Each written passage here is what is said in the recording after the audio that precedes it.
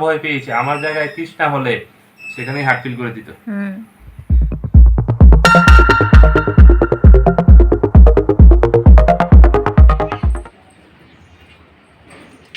Hello everyone, good morning. আমি কৃষ্ণা ত্রিপুরা থেকে বলছি। শানুরাট কৃষ্ণা ব্লগে তোমাদের সকলকে অনেক অনেক স্বাগতম। তো বাস নিয়ে আসলাম কেন? রোদ্রু দেওয়ার জন্য, তোমরা কিছু মনে করো না।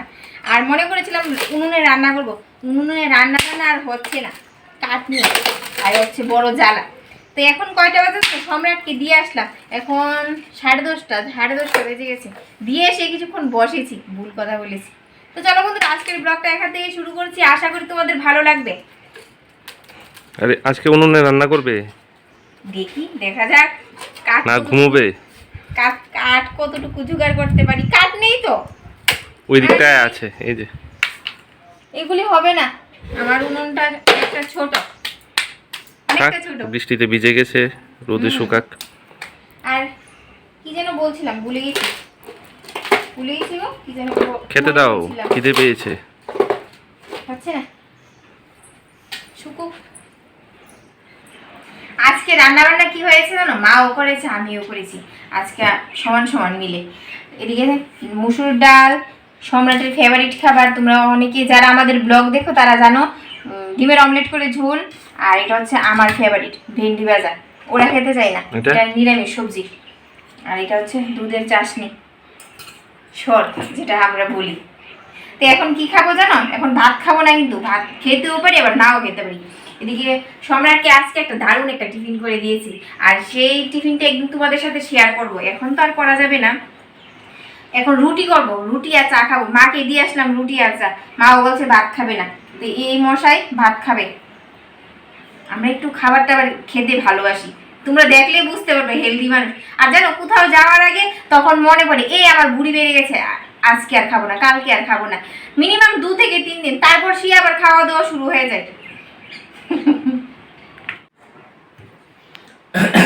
কালকে কৃষ্ণার চুল স্ট্রেট করাটা একদম সুন্দর হয়েছে। তোমরাও বাড়িতে করতে পারো, পার্লার থেকে অনেকটা ভালো হবে কোথাও যাওয়ার আগে। এটা হয়তো লং লাস্টিং হবে না, কিন্তু কেমিক্যাল ফ্রি থাকবে। বাড়িতে অ্যালোভেরা জেল ফেল দিয়ে করে নিতে পারো। সবসময় থাকবে না হয়তো, পার্লারের থেকে অনেকটা ভালো, 5-6 হাজার টাকা খরচ করার থেকে, যদি বাড়িতে হেয়ার স্ট্রেটনারটা থাকে আর কি। তাই তো? তুমি মুক্তি পেয়ে গেলে 5-6 হাজার টাকা থেকে। হ্যাঁ, সেটা বলো। পেয়ে যাবে যারা বড়রা জ্বালা যন্ত্রণায় আছে, তারা মুক্তি পেয়ে যাবে। একটা এনে দিলেই হলো। যাই হোক, এখন খেয়ে নিচ্ছি। এদিকে সকালের ব্রেকফাস্ট করে এসে রাজরানীর মতো বসে পড়েছি মোবাইল নিয়ে, আর একটু ভিডিও করছি। কেন জানো? শানুটা বাড়িতে নেই।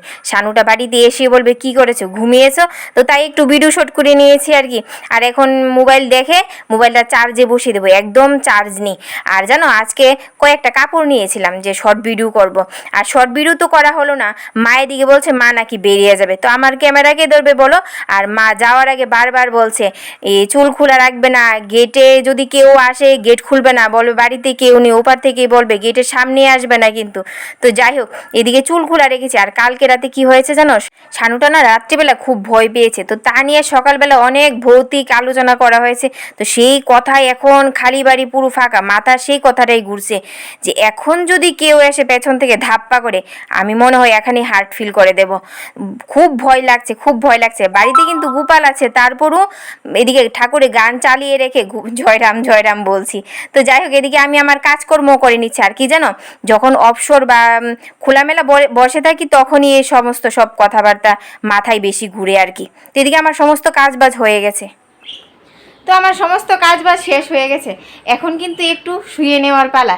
কিন্তু পুরো বাড়ি ফাঁকা, একদমই ঘুম আসছে না, এটাই সময় কিন্তু। আর জানো, এখন যদি পেছন থেকে আসি কেউ আমাকে ধাপ করে, কি হবে বাকিটা আমার জানা নেই, খুব খারাপ অবস্থা হয়ে যাবে। আর এদিকে আমার সমস্ত কাজবাজ শেষ হয়ে গেছে, শানুটা যে কখন আসবে তার অপেক্ষায় আর কি। এদিকে কাপড় ভিজিয়েছি, তো এখন কাপড়গুলি ধুয়ে নেব। এইমাত্র শানু আসলো, এসে কি বলছে জানো? বলছে এতক্ষণ কি করেছো, ঘুমিয়েছ? আমি আগে প্রমাণ দেখো তারপর কথা বলো। সবসময় তুমি আমাকে কি পেয়েছো বলো তো? সবসময় খুঁটা শোনাও, রৌদ্রের জন্য তাকাতে পারছি না। হ্যাঁ, চোখগুলি বেঁকা হয়ে যাচ্ছে, আমি দেখছি। খোটা শোনাচ্ছি না, দেখেছি যে ভিডিও শুট করেছো। প্রথমে এসে বলে দিয়েছে, কিন্তু কি করেছে, ঘুমিয়েছে এতক্ষণ। মাও বাড়িতে নেই, আমিও বাড়িতে নেই। আমি কিছু বলিনি, আমি ঘুমিয়েছি। এটা কোনো প্রমাণ নেই আমি যে বলেছি। প্রমাণ নেই? না না, ঠিকই তাড়াতাড়ি বলেছে। করো, আজকে চা করতে হবে না, খেয়ে এসছি বাইরে থেকে। আমার কাজ বাজ শেষ, এখন চানে চলে যাব। যাও যাও।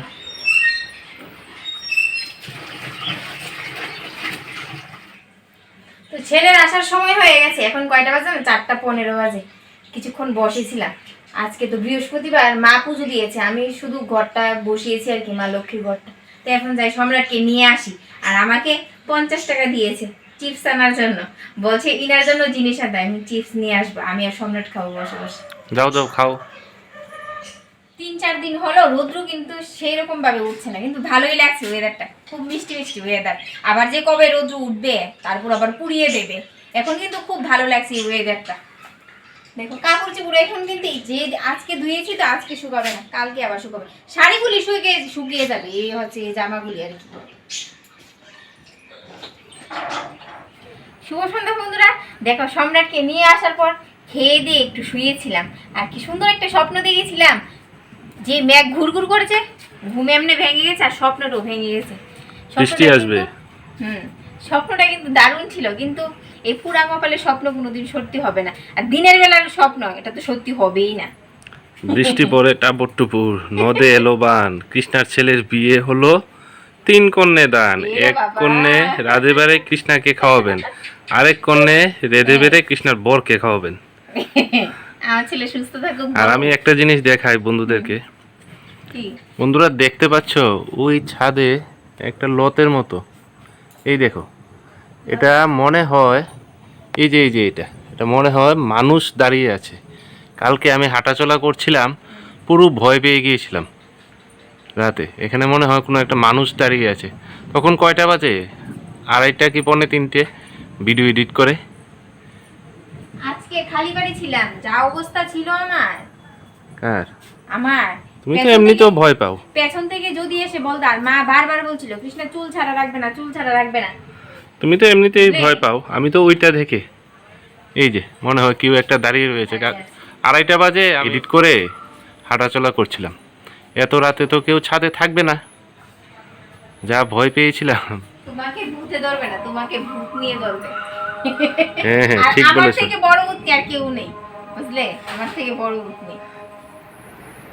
সন্ধ্যা দিয়ে আসতে না আসতে দেখো বৃষ্টি শুরু হয়ে গেছে, আর বিদ্যুৎ চমকাচ্ছে, আর জানো ঠান্ডা ঠান্ডা হাওয়া দিচ্ছে, খুব ভালো লাগছে।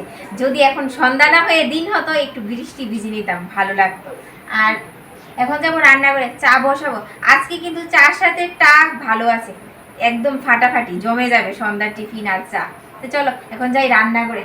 কি সুন্দর সুন্দর হাওয়া দিচ্ছে বন্ধুরা, দারুণ দারুণ লাগছে।